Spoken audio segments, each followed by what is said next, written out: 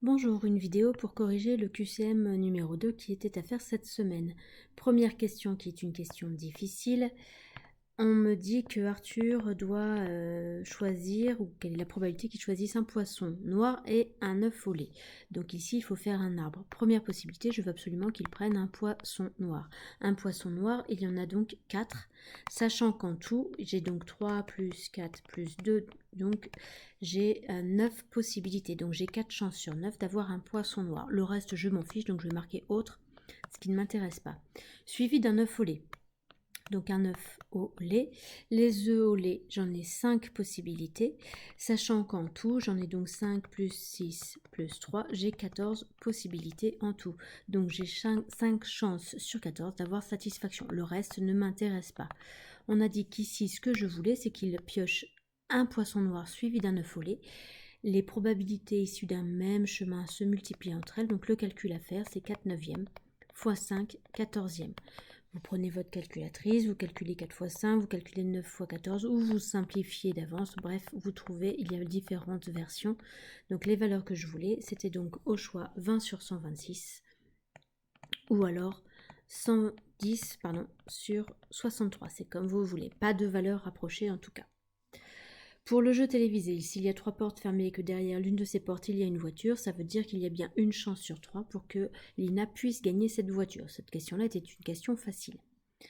Fonction linéaire, je vous rappelle que linéaire, cela signifie proportionnalité. S'il y a proportionnalité, ça doit vous sauter aux yeux. Il faut, si vous avez du mal, faire un tableau de proportionnalité. J'ai donc x, ma valeur de départ, f de x, la valeur à l'arrivée.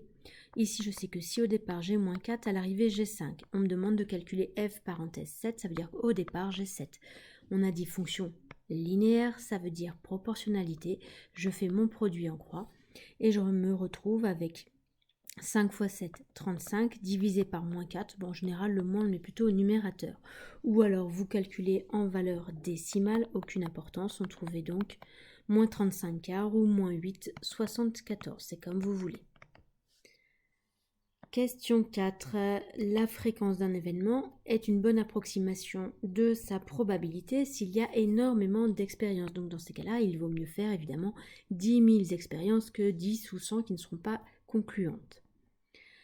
Toujours pour mon jeu télévisé, si maintenant on met 4 portes au lieu de 3, donc il y a une chance sur 4 désormais que Lina puisse gagner la voiture, ça a donc évidemment diminué puisqu'il y a plus de portes et donc moins de chances de gagner. Antécédent de 6 par la fonction f de x égale 2x. On a multiplié uniquement par 2, il s'agit donc d'une fonction linéaire. Si c'est une fonction linéaire, deux possibilités. Vous avez un peu de mal, vous faites un tableau de proportionnalité. Ici, on m'a dit gx, ensuite j'ai 2x. Ça veut dire que si ici j'ai x, à l'arrivée j'ai 2x. Autrement dit, mon tableau est un tableau de proportionnalité de coefficient 2. Antécédent, ça veut dire que antécédent à l'arrivée, je vous rappelle que antécédent ça commence par un A, donc à l'arrivée j'ai eu 6. Je remonte dans l'autre sens, ça veut dire qu'au lieu de multiplier par 2 ici, je vais donc diviser par 2. On va donc trouver que le nombre de départ était évidemment 3. Si vous êtes plus efficace, vous savez que si f de x est égal à 2x, pour passer du nombre de départ à celui d'arrivée, j'ai multiplié par 2. Comme moi, au contraire, on me demande l'antécédent de 6, je cherche donc à faire l'opération contraire, je divise par 2 et vous trouviez directement 3. Sur 50 lancers de pièces, on n'a obtenu que des faces. Eh bien c'est rare, mais n'empêche que ça n'est pas impossible. Il y a peu de chances que ça arrive, c'est sûr, mais on n'est pas sûr à 100% que la pièce soit forcément truquée. Et évidemment, ça ne peut pas arriver une fois sur deux. L'image de moins 3 par ma fonction. Ma fonction est donc une fonction linéaire, donc toujours la même chose. Si vous avez du mal, vous faites un tableau de proportionnalité. Si au départ j'ai x, à l'arrivée j'ai 4x, autrement dit, je passe de la première à la deuxième ligne en multipliant toujours par 4. L'image de moins 3, ça veut dire au départ j'ai moins 3 fois 4, on va donc retrouver moins 12. Si vous voulez aller plus vite, on a dit f de x égale à 4x. L'image de moins 3, je calcule donc f de moins 3, je remplace x par moins 3, je vais donc calculer 4 fois moins 3, et on va bien trouver moins 12. Donc la réponse attendue, moins 12. Ici, la fonction est linéaire, donc à nouveau, toujours la même chose, j'espère que c'est bien ancré dans votre tête. Je fais un tableau de proportionnalité. Au départ, j'ai 5, à l'arrivée, j'ai moins 3. Maintenant, on me demande g parenthèse de x. Donc si au départ j'ai x, eh bien je fais mon produit en croix et je me rends compte qu'il faut faire moins 3 fois x, le tout divisé par 5. Donc c'était cette façon-là de procéder. Si vous voulez le faire autrement, g de 5 égale moins 3. Vous savez que ici, mon 5, il a forcément été multiplié par un même nombre, toujours le même, et j'ai obtenu moins 3.